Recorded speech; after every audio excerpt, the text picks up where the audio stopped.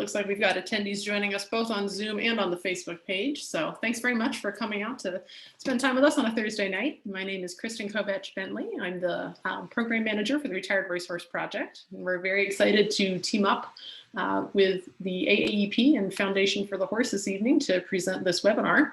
The Foundation for the Horse was founded over 25 years ago, in 1994.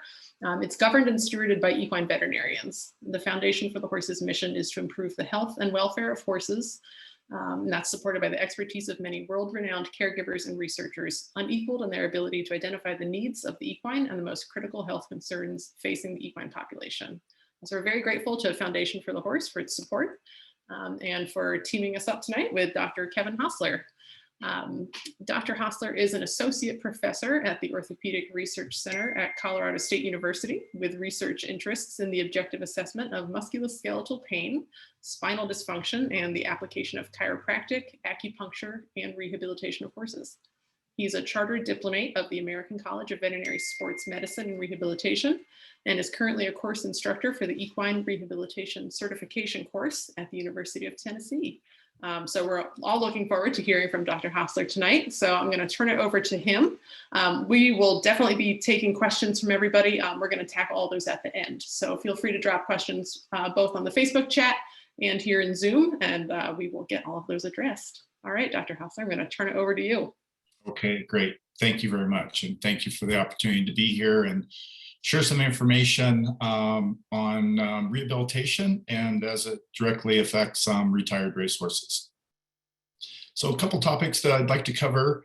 We don't have much time. It's a big area to cover here, but mostly I just want to give you guys a little bit of information as far as how to incorporate rehabilitation, integrative medicine approaches, acupuncture, chiropractic, physical therapy, and then how to select maybe the best therapy for your horse, depending on what the issue is with that. And we'll talk more about how to determine what those things are. And then just a little bit about the safety and evaluation of some of the forms of therapy that are commonly used out there in rehabilitation practices.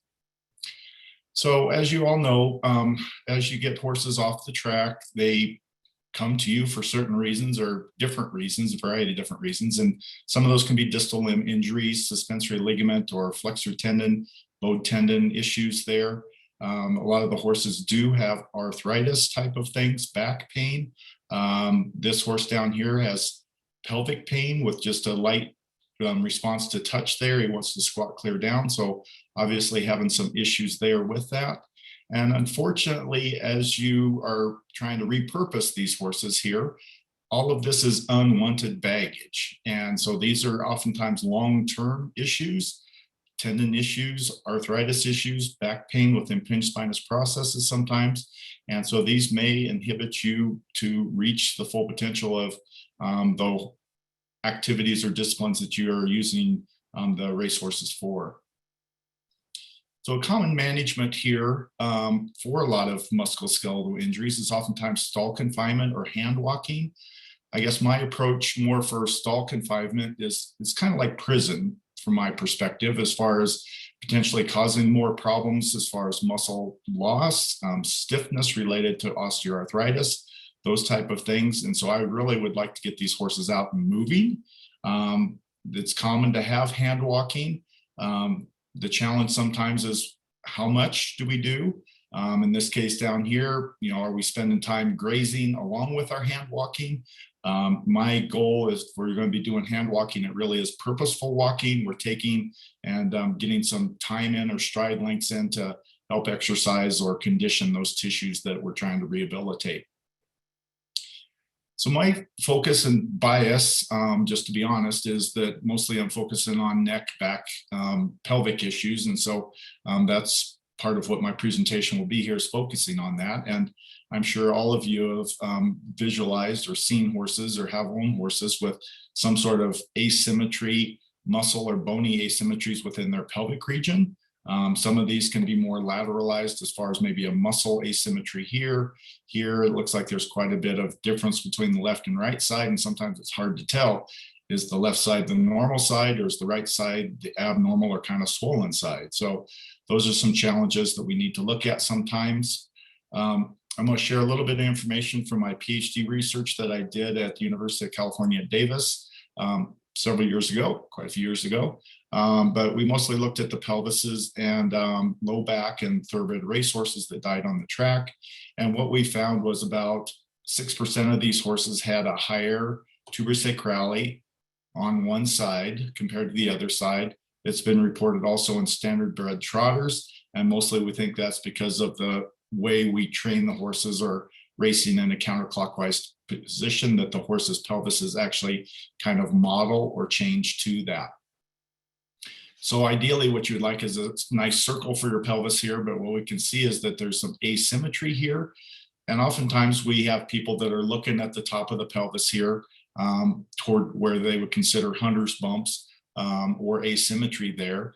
And they say, well, there's something going on with my pelvis. And it's like, well, it's not only this part, it's actually the other parts of the pelvis too. If I draw a straight line down here, you can see an obvious left-right difference. If I draw a line across the top here and down below, we can see that this whole pelvis has kind of shifted a little bit or kind of been malleable for that. And sometimes chronic lameness will do those type of things too. Here's another pelvis off a thoroughbred racehorse coming off the track. And here you can see that the whole portion of the pelvis is shifted that way. And this horse has been well designed to actually race in a counterclockwise position to help with that. So the bones can model in the pelvis and can cause either maybe beneficial or harmful things with that for long term, because we're always trying to make sure that the horse is symmetric as we can. Other things that we found, and Sue Stover at UC Davis has reported mostly on the stress fractures there. I was a graduate student, so we obviously were looking at stress fractures in the pelvis and the vertebrae. This is a stress model response here. And oftentimes with time and healing, these do remodel and do okay. But the challenge or concern I have for some of these are more severe is the sacroiliac joint lays right underneath of that. And these horses will have chronic low-grade changes of sacroiliac joint osteoarthritis. So here's the ventral view of one of those thoroughbred racehorses. Here's where the sacroiliac joint is here. Here's the wing of the pelvis. Here's his lumbar vertebrae here. Here's his sacrum. And this is the site here where they typically get arthritis. And so here's another view of that, another horse here that has significant arthritis. Normally the joint margin should be nice and smooth like this up here, but here we can see lots of bony proliferation, lots of bone spurs in that area on both sides. And in a liver specimen, there is lots of inflammation, red inflamed joint. Obviously not a joint that I would like to have in my body related to the inflammation that's going on there. So the other things that we found was related to arthritis up around the joints in their back, the articular processes here. And so if we do have a horse with back pain, those are one of the things we're going to be looking at with ultrasound or radiographs.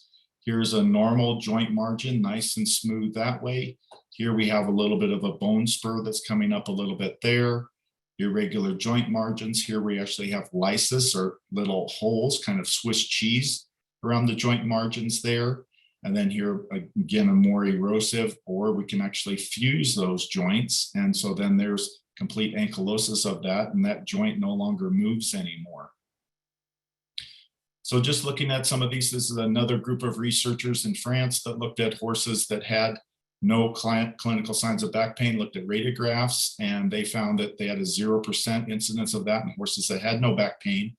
However, in a large group of horses that did have back pain, about 12% of those horses had some sort of arthritis in their back. The challenge is, though, sometimes it's not always limited to just the arthritis here, but they can also have impinged spinous processes here. And 7% of those horses, they also had impinged spinous processes. And the other thing I guess I would like to really drive home is that usually there's more than one joint involved. Here they said 2 to 5 different levels. And so on this horse here, he has 1, 2, 3, 4 different vertebral levels affected. So oftentimes if we go in and treat one joint, there may be joints in front and behind of that we may also need to treat. The other thing that's common with thoroughbreds specifically is that they have this little beak on the front of their spinous process. This is a lumbar spine or vertebrae from a thoroughbred racehorse. And they have this little characteristic peak on the front here. And then that usually bumps on the one that's in front of that or behind that. And so here we would normally like to see a normal open space. Here that's overlapped a little bit, actually what we call impinged or kissing the spinous process in front of it, kind of a mild, moderate, severe. And then here again, it can completely fuse.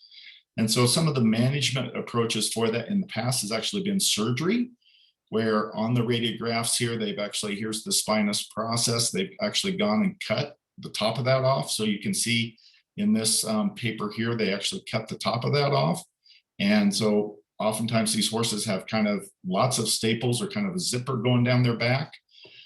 Here they tried to remodel or tried to make it less invasive, where they only just took off that peak or that little beak that's on the front of there, so that it opened the space that way. Again, recovery is challenging for some of these guys as far as return to use.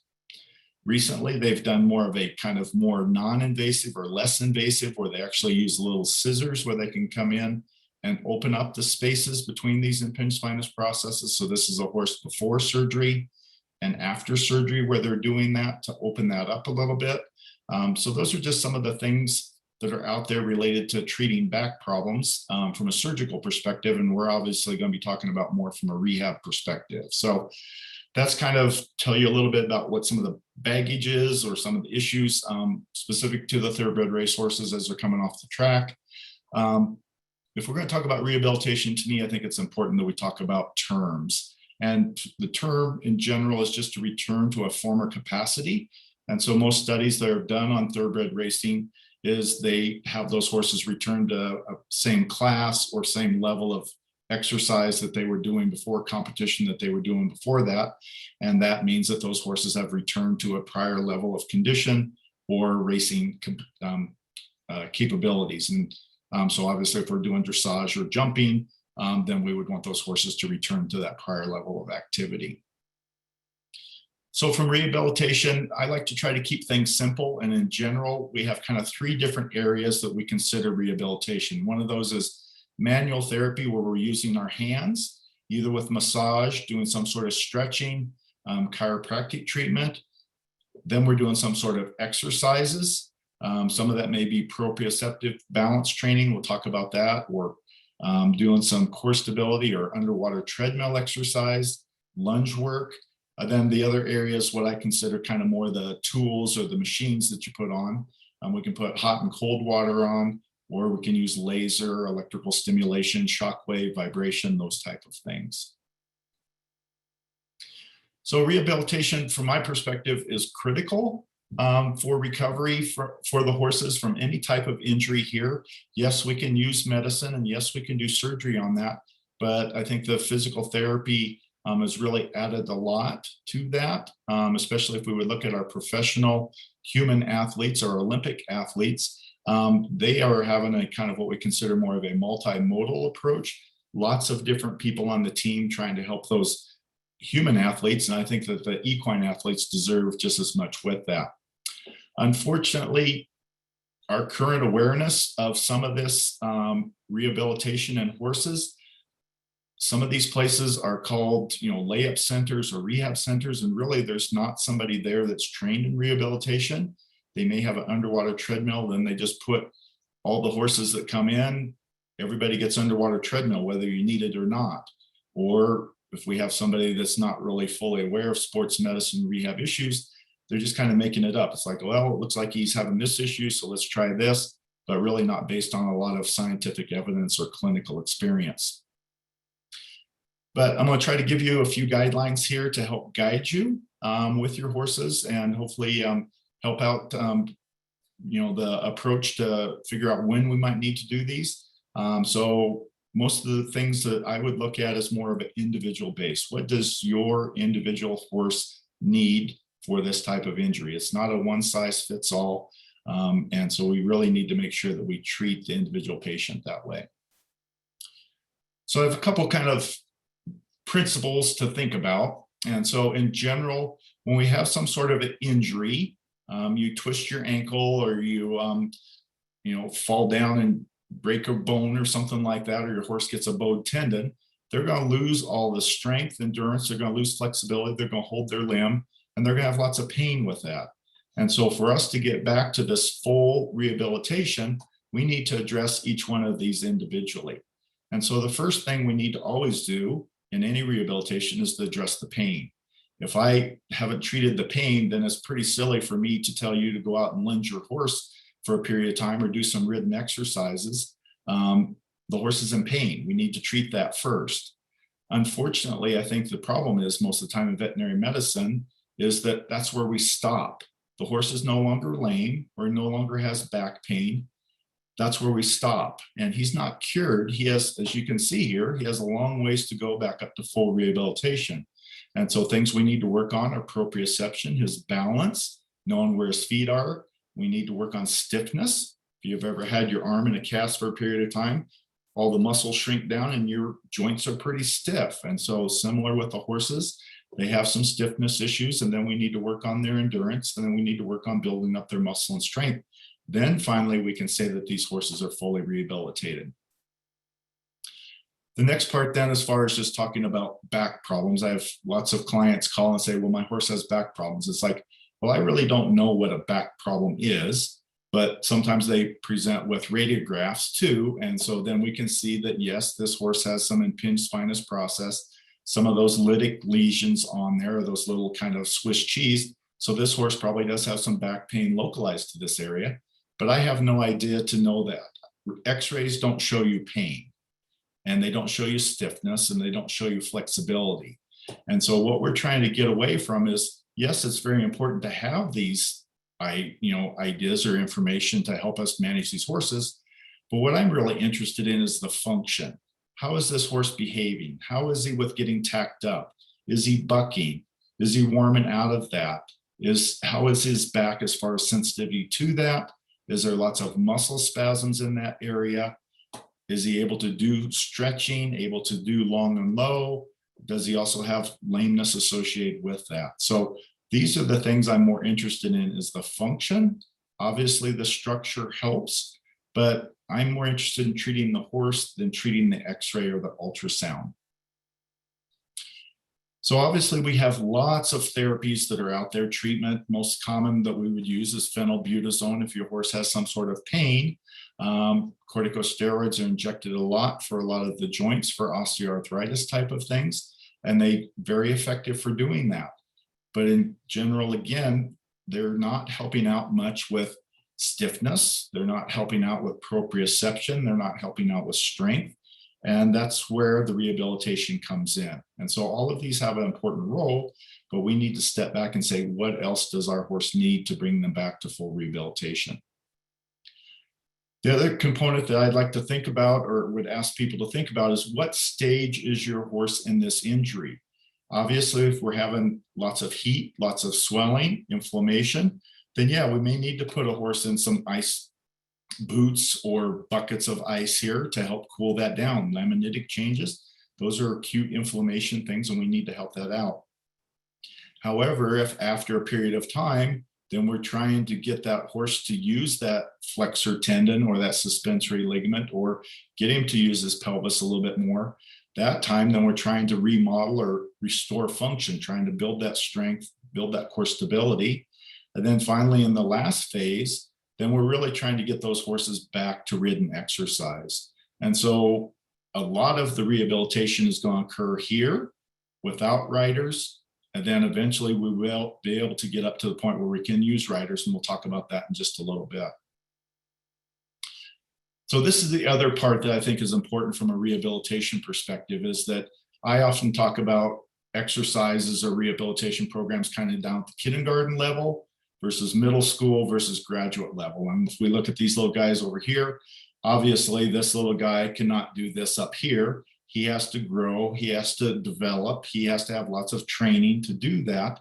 And so if I'm going to be doing an exercise that's at a high level, asking him to jump, that's not appropriate to be asking this guy, or maybe these guys here, yearlings, to be able to do that. So we really need to stage the different therapies for that. And being here in Colorado, you know, with the different ski signs that we have, yeah, we have the easy slope. And so all of these down here might be easy things. Hand walking would be very easy to do.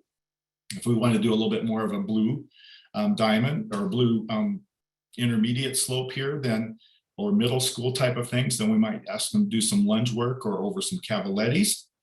And then finally, we're going to get up to the double diamonds, black diamonds here, and ask them to do some high level work to do that. But we need to have that progression to do that. And we can't go from unridden work to ridden work without doing that. So this is a progression here. I'd like people to keep this in mind because this is a common problem that we have here. And so oftentimes what we're going to do is we're going to be doing straight, flat ground. We're going to be doing hand walking. And that's pretty easy for most horses, depending on what type of injury that they have to do that. If we have access to underwater treadmill, then we're going to be doing some sort of work where we can maybe unweight the limbs or maybe add a little bit of water for resistance and strengthening there. We might want to then add some circles to help with the strengthening there, their core stability, maybe add some ground poles. So these are things that are progressing. Obviously, we aren't going to go from straight hand walking up to cavaletti. We need to start working through that. Then we might want to use some inclines, maybe to help build up those hamstring muscles, the pelvic muscles a little bit. Then we might want to add some jumps to that, maybe increase the speed or intensity or duration of what we're doing. Some facilities have swimming exercises where we can, or swimming pools where we can build up the cardiovascular fitness. And then the biggest thing that I have concerns with, or kind of what we consider maybe a pet peeve, is we need to add weight. And so to me, it's completely inappropriate from going down here from doing hand walking up to ridden exercise. We need to add some weight, either a weighted surcingle, put in 20 pounds, 50 pounds, 100 pounds. And then it's like, yes, the horse can do that. Okay, then it's time for me to get on the horse and be able to do that.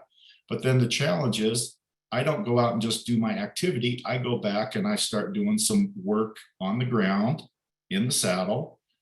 Hard to do underwater treadmill in the saddle, but we would add some circles, jumps, things like that to work back up again. And so there's really a progression of things or intensities to do that. And some people just jump from kindergarten all the way up to graduate school without going through all the other steps. And some horses will progress through that very rapidly within a week or a couple days, but you need to check and make sure that they can do that so that you don't cause injuries as you're advancing in their progression in the rehab training program. The other approach that I'd like to think about from a rehab perspective is, are we going to do local therapy, or we're going to put an ice boot on just to treat a local issue? Or is this more kind of a generalized back pain, stiffness, muscle hypertonicity? Or is this kind of a whole body horse issue? Maybe horses that have the polysaccharide storage myopathy and they need to be put on a special diet. Or if we need to do some ridden exercise, strengthening, training, then that's more of a whole body versus more of a local or a regional therapy. Going back to the spinous process surgery, again, this is one study here that they did 70 horses where they did treatments, and they reported what type of treatment they had before they went to surgery. And 48% of these horses had corticosteroid injections into their back. 40% of these horses had no therapy at all, meaning that they went from having back pain and they went all the way up here and did surgery. And to me, that's completely inappropriate. And so what we really need to do, or what we'd like to do, and what we do here in our sports medicine practice at CSU, is that what is the first thing we need to do? Well, let's maybe do some stretching, or let's do some acupuncture, maybe some chiropractic care to help them out with that. If those things aren't working after a period of 2 or 3 treatments, then let's step up and let's try the next thing. And maybe we do some shockwave, or then maybe we do some corticosteroids or gabapentin, maybe for some of these horses with chronic back pain. Then finally, if those aren't working, then yes, okay, let's go ahead and do that surgery, or maybe add some bisphosphonates to help out with maybe some of the bone pain there. But don't jump from 0 to 100 to do that. And to me, I think we have lots of things we can offer in between those. The other thing we need to think about is, how do we know these horses are getting better, or is it worthwhile you to spend your money going to a rehab center? And so we need to have some sort of measures to say, are we improving things here? And oftentimes the most common thing we would do is ultrasound a tendon and see if that tendon is healing or reducing cross section. Here's a myelogram here of a horse that has spinal cord compression at this level. And again, these are important or useful things to know, but that doesn't tell me how this horse is as far as from a pain perspective, a neck stiffness perspective, or an ataxic perspective. So what I am really interested in is, how is his behavior? Before he was pinning his ears and bucking, and now after some therapy, he's no longer pinning his ears. He lets me put the saddle on. He's not bucking around after I'm tightening up the cinch or the girth on him. He's doing well with that. His flexibility is improving here. His joint range of motion. Now I can flex that carpus or that fetlock up, and I can put a number on that. Is that 70 degrees or is it 30 degrees? And then overall, just check out how he is doing his performance. And again, you aren't going to be able to identify these things based on radiographs or ultrasounds. So then what are we trying to do with rehab? And initially, our primary thing is treat pain and stop the pain, heat, and swelling. So obviously, asking this horse here with this significant large swollen carpus to ask him to go out and do some cavalettes or do some lunge work, that's not appropriate to do that. And so then we need to work and try to get that down, work on his joint flexibility. Then we need to work on some muscle mass. Here we have a horse that has some back muscle atrophy. And so again, if we're asking him to do some collected work or do some, small jumps, we need to think about that, or we need to look at saddle fit issues to see how things are going with that. So these are kind of the issues we're looking at, more related to function and then overall performance. So in summary here, yes, we need to figure out what the problem is. And from my perspective, our rehabilitation, our treatment is only as good as our diagnosis. So we need to get as good a diagnosis as we can based on both our structural, our x-rays or ultrasound, but then also on our functional. How much pain is there? What type of flexibility? What type of muscle tone is there? Then we need to identify today, what is the primary issue my horse is having? Well, he's mostly stiff to the right today, or he's having problems with that cantering, the downward transition between trot and canter. He's having some issues with that. So there might be some weakness or instability issues. Okay, well, let's focus on that today then. Then from there, it's like, well, is this acute injury or chronic injury? That's going to tell us what type of therapies we're going to apply to that. And then we're going to say, okay, this is what we're going to plan to do that. Then what are the things we're going to do to measure that? Is he, we're going to do exercises to say, well, he's going to help out with his transitions and see how he does with that. We're going over ground poles. Well, he was hitting 5 of them last week, and this week he wasn't hitting any at all. Well, that's a pretty clear indication that he's able to move and get his limbs from a flexibility or proprioceptive perspective to help him out there. But then we need to modify the treatments. We can't go to a center and say, well, let's just put my horse in the underwater treadmill or on the vibration plate. Let's just do that 3 times a day, whether he needs it or not. It's like, after a period of time, let's move him on to something else that he might need from that, and not just to do kind of this one size fits all or one therapy is good for everything. And then we need to evaluate what his function is and if he's able to come back and do his job. Okay. So from there, I'm going to go ahead and let's just talk more about rehab, which is probably what you guys all signed up for here, but I wanted to give kind of a foundation or basis for that. Some of the biggest challenges I have working with horses is just general behavior, ground manners, and just being able to work with the horses. So I'm sure all of you have kind of dealt with some of these guys here, kind of a kite on the end of a rope or lead line to do that. And so again, to me, horses have what we consider behavioral issues primarily because of 2 reasons. One of those is pain and one of those is fear. And so from those things, obviously thoroughbreds were made to run fast in a straight line and not have too much human interference. So there's some challenges with that. But to me, pain management, again, is the #1 thing. Ground manners, working on that. So there's some natural horsemanship to help work different things. Obviously, we have some stall vices for some of these horses that have been born, raised in small areas, prison, stall confinement, and we need to get them out and socialize, get them to divert their activities. I was just in one stall looking at the stall, and I was like, well, what is going on with this? It kind of looked like a crop circle. And I'm like, this horse was in there pacing, circle, going around and around in his stall. And so we need to pay attention to a lot of the mental health of these horses too, because of what they've been through, because of what we want them to do. Safety, number one thing is always safety. And so we need to help them out with that as much as we can. Just a personal bias, I think probably the worst thing that we ever did to horses was invent stalls to put them in stalls. I think they should be out as much as we can with that. So again, from acute pain, so now we've addressed some of the behavioral issues, or we can do behavior plus the acute pain. Some of those things, most of the time we're going to be using some sort of non-steroidals, phenylbutazone, Equiox, something like that. I think ice packs are probably the most underutilized therapy that we have. Again, if we're talking about back or pelvic problems, it's harder to do that. Sticking a limb in a boot, ice boot, or some sort of ice bucket, I think is good for ice immersion to help cool out the distal limb. I think that that's useful there. Other types of therapies, laser therapy. That was one of the primary things that taught me about laser therapy was when I was doing chiropractic and acupuncture on the horses with back problems, they wouldn't let me touch the horse. But if I did some laser therapy first, then they would at least let me touch them, move them a little bit, maybe get 1 or 2 acupuncture needles in to help out with that. And then we can also do other electrical stim. This is what we call TENS, or kind of more of a counter irritant. You send in nerve signals to help block the pain, and that helps out with some of these horses to get them kind of over that edge where you can start maybe doing some neck stretches or something that way. Chronic pain, I call chronic pain pathologic, because this is, the pain is no longer in the site of where it's at. The pain actually goes to the spinal cord or the brain.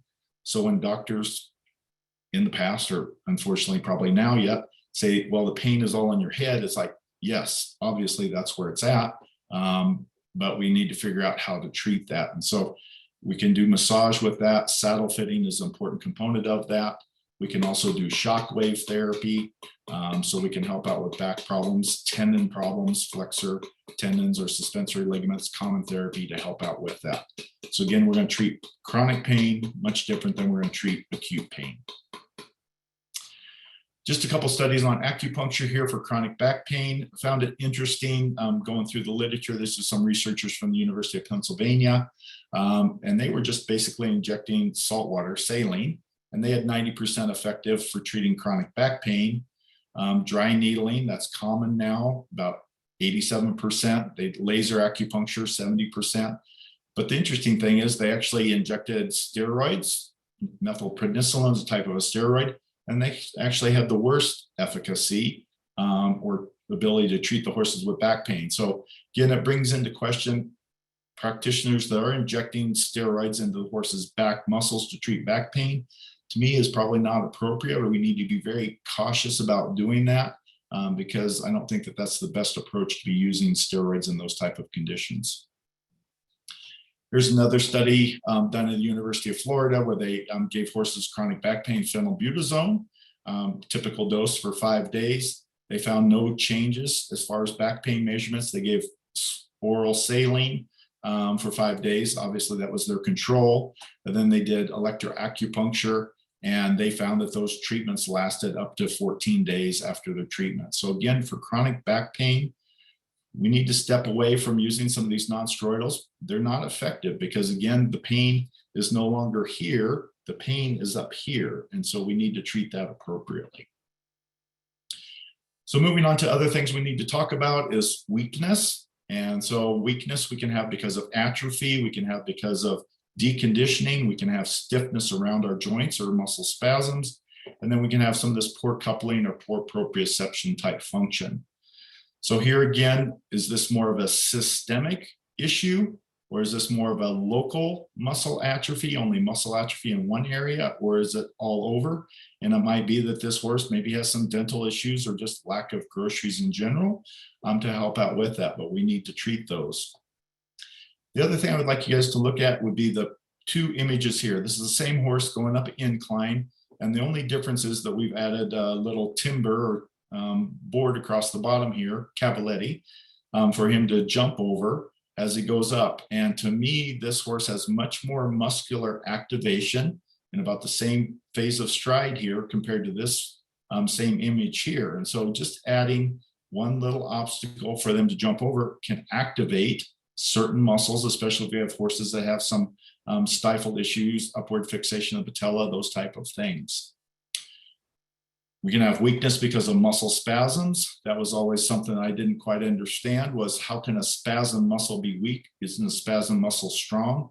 No, actually a spasm muscle is weak. And so again, is this more of a whole body type of thing? Maybe a polysaccharide storage myopathy or tying up, exertional rhabdomyolysis type of thing? Or is it kind of more of a local issue where maybe some massage work will help him out with that? And so again, those are things we need to think about. Is it more of a local or more of a systemic issue? We can talk about weakness as far as some of the things from that. Again, we can have some vibration plates that might help out with more of your proprioception. Here we can have maybe some strength stretching type of exercises, underwater treadmill to help build up things, or obviously the most, exertional type of thing would be, like at the Tevis Cup, having horses severe endurance, exercise, strength, and hydration type of demands to do something like that. So from some of our neuromuscular dysfunction, as far as just altered body awareness, horses don't know where their body are. Oftentimes yearlings, young horses, young warm bloods, they're just stepping all over the top of you because they just don't know where their body is. And so sometimes with injuries here, we can have horses walk through obstacle courses here or back up through obstacle courses here just to help develop their balance. Some of the kinesiotape type of therapies now are helping activate some certain muscles to turn them on or to stimulate them to say, okay, remember that I'm here.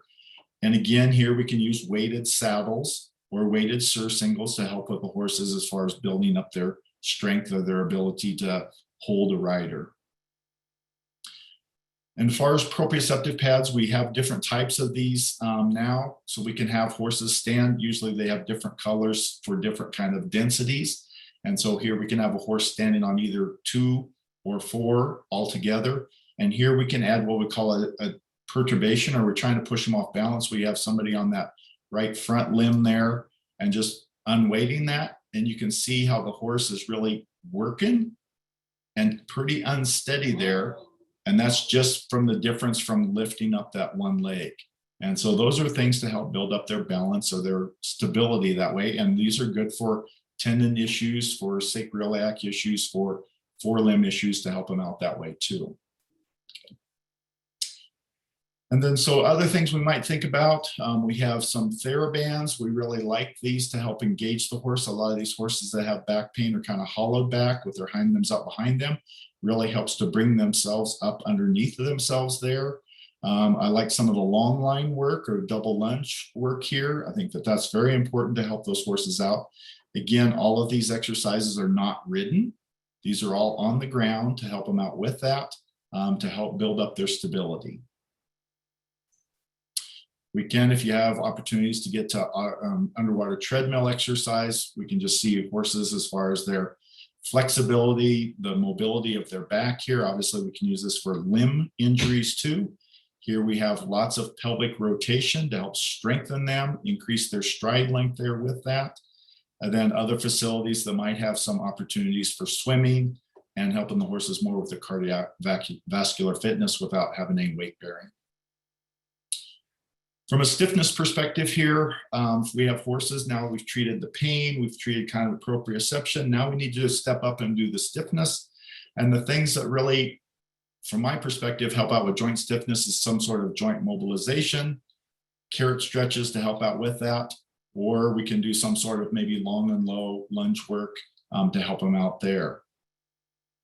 Just from a more of a baited stretch or carrot stretch type of perspective, we can localize that. If we want to just do stretching of the upper neck, we can hold that carrot high above the height of the withers. If we want to work more of the middle of the neck, we'll come down toward the elbow region. Or if we really want to work that lower neck region there, C6, C7, T1, then we're going to go down lower, kind of more toward their fetlock or carpus level there. And then from a manual therapy perspective here, this is what we would consider kind of more spinal mobilization, just to see how flexible they are in flexion extension. We can also do this in lateral bending to see how they are. And so this is a 2-year-old with normal type of spinal mobility that you would like to see. And then from a chiropractic perspective, if you haven't seen chiropractic before, then this would be the type of treatment that we would do with that, checking for pain, stiffness, and muscle spasms, and see how those horses responded to those therapies. So we do have quite a list of studies here that help support manual therapies. And from my perspective, it's probably one of the #1 therapies, best evidence that we have out there for treating horses. We've done work on treating back pain, increasing flexibility. Other researchers have looked at normalizing kind of skin temperatures with thermography, helping out with muscle tone, reduce saddle pressures, improve symmetry of performance, and increase stride length. So lots of different aspects that we can treat with manual therapies, chiropractic, massage, those type of things. I think those are important things to be using before we step in and try to do something for surgery. So just in summary here then, again, our proper diagnosis, your therapy is only going to be as good as your diagnosis. But again, if I'm looking at this radiograph here, yeah, I'm seeing lots of bone spurs or spavin or going on around this joint here, around the pastern and the coffin joint, having some issues there. But I don't know how lame that horse is, and I don't know how much range of motion he has, and I don't know what his proprioceptive status is on that limb. So the functional components are very critically important for that. And then if he does have pain, that's the first #1 thing that we need to do. And then the other thing I'm concerned about is, well, what's happening on the other limb? Kind of the whole body approach. I'm not treating one limb, one x-ray, one joint. I'm looking at the whole horse. And I think that's the important part from the rehabilitation perspective. So with that, I would open it up to any questions here. Be glad to address those.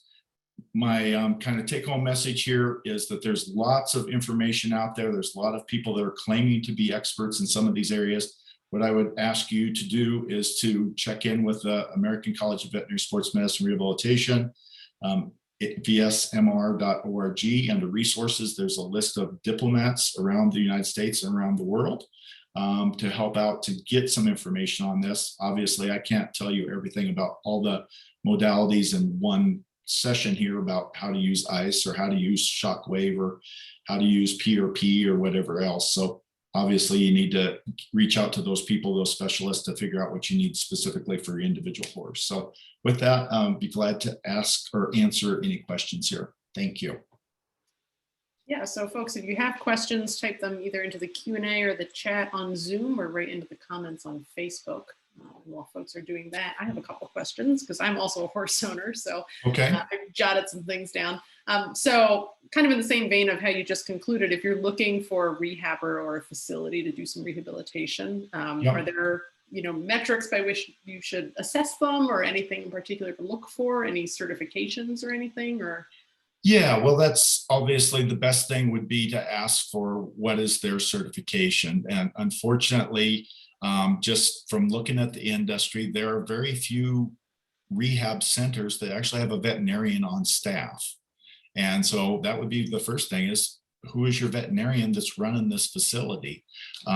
Sometimes they are technicians that might do that, or sometimes they're just somebody, oh, well, I just wanted to start up a rehab center and I'm doing that, and start inviting your friends in. But if you don't have the qualifications to do that, it may not always be the best approach to do that. So always ask if there's a veterinarian on staff and who's overseeing those programs or developing those rehab protocols. Yeah.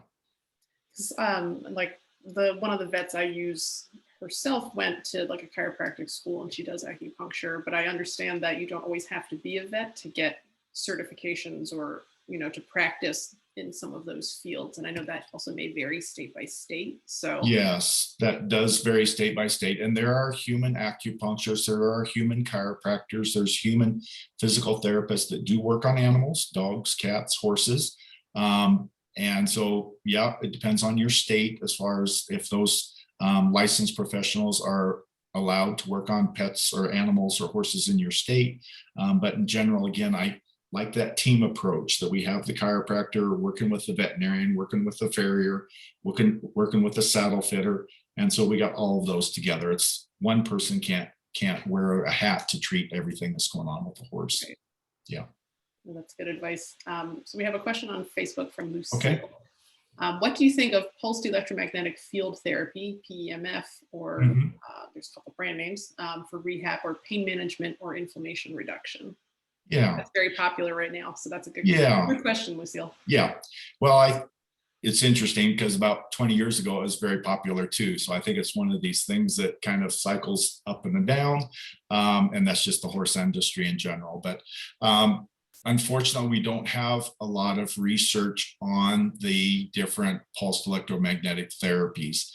We do have some in dogs related to arthritis. We've been involved with looking at horses with acute back pain at competitions. And it seems that a lot of horses do respond well to that. Exactly, actually how that works, we don't know that for sure. The other challenge is as far as the dosage, and that's the challenge with all of these therapies is how much do you do? Is it once a day? Is it once a week? Is it once a month? How many shocks? Is it 5 minutes that you do? Is it 10 minutes? What type of machine you have? There are several machines now that are coming out where you can actually control the intensity. The older ones that they had in the past was just the ring that you hold closer and further apart. And it really didn't have a control to say how strong it was. And so some of the newer units have that. And so I think those are better safety features. And I think that they are effective for treating back pain or for certain other conditions, but we just don't have a lot of good research to support where I can say, yes, it's going to treat this type of condition 50% of the time or something. So that makes sense. So Lucille, hopefully that answers your question. We have a question on Zoom from anonymous attendee. Okay. Do you find more rehab is needed in younger horses coming off the track versus older horses who have raced a longer time, or does it really vary depending on the rehab needed for the specific horse? It depends on the horse, absolutely. So I guess I was shocked and amazed by some of the horses that I looked at coming off the racetrack that died for other reasons, as far as just looking at arthritis in their back. Some of the 2 and 3 year olds, they had some of the worst arthritis versus the 8 or 9 year olds. So age doesn't matter as far as the type of rehabilitation. It's the individual patient and the disease that you have. And so, yeah, you can have a severe bowed tendon in a young horse, or you can have a severe, arthritis in an older horse. It just depends on what's going on. So I think they all need rehabilitation. We all need rehabilitation. So yes. I do. I have one more question myself, Sure. and we'll let other folks chime in. I reviewed this book a while ago. It's called Physiology Taping for Horses. And the book itself is fascinating. And the book made it sound very open-ended, like I could just run out and get some tape and give it a shot. And that intimidated me as a person because I felt like I am not qualified after reading just one book to do that. Yes. But what of all the therapies and rehabilitation sort of modalities that you mentioned, what could the lay horse person sort of learn to do themselves versus what should you contact a professional, I guess? Sure. Yeah. Well, I'll just talk about kinesio taping initially, specifically since you brought that up, and then I'll talk about things in general. So yes, unfortunately, you can watch YouTube videos and learn how to do all kinds of things on your horse, but that doesn't mean that that's what you should be doing. Or asking your friends that you can come over and start taping their horses or things that way too. So it really does require working knowledge about anatomy, biomechanics, physiology, and horsemanship. So if you have those things in your pocket, then yeah, I would say that, you could give that a chance to do that. But in general, it's kind of the Wild West out there. You can anybody can do anything, unfortunately.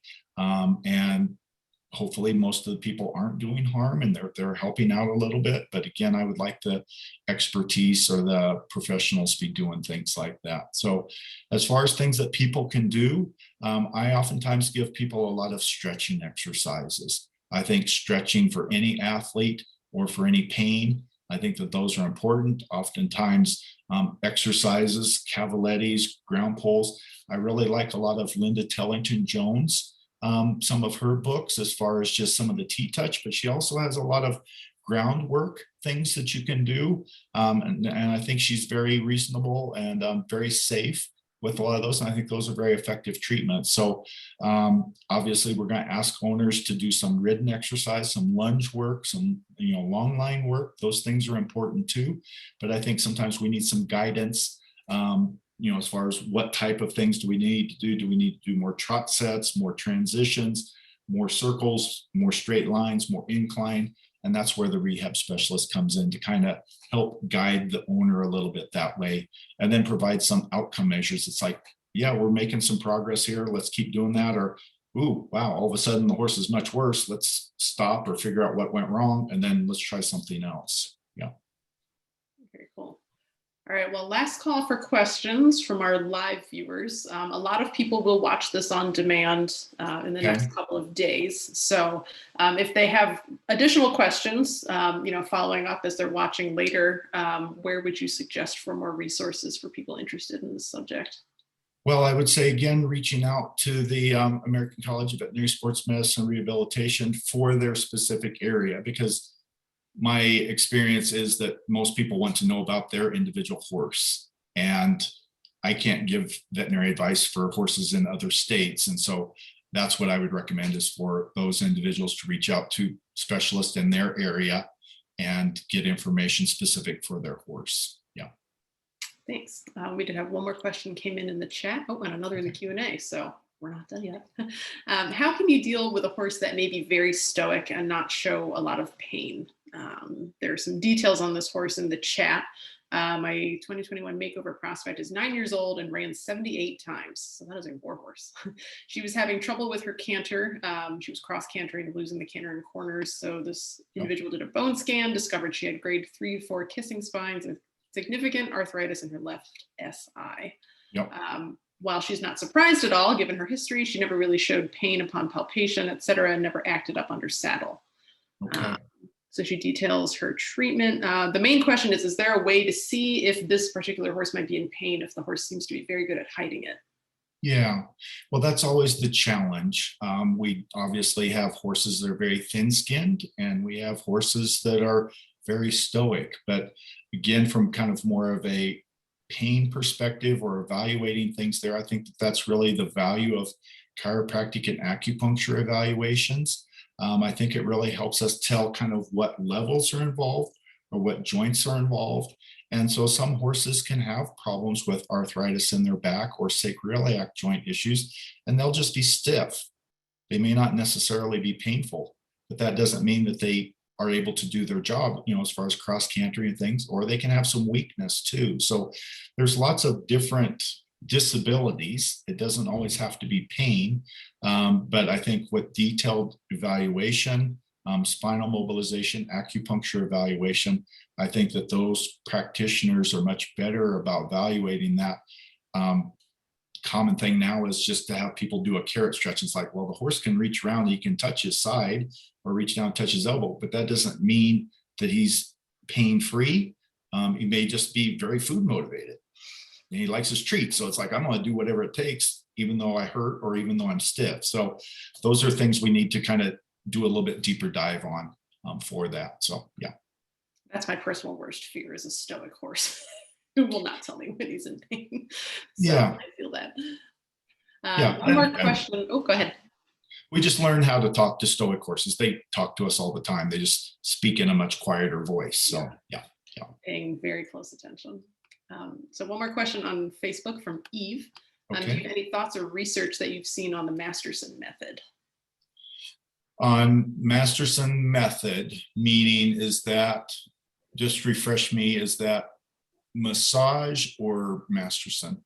I've heard the name. If you are around, feel free to type in some more. I only have a very rudimentary knowledge of what it is, but I think it's a little bit of like proprioception, almost retraining.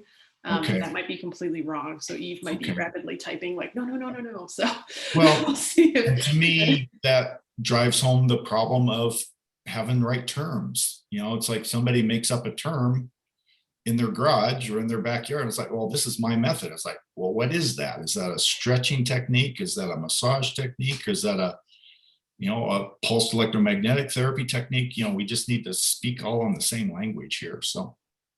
Okay, she says, yes, it's a massage method. So yes, I was wrong.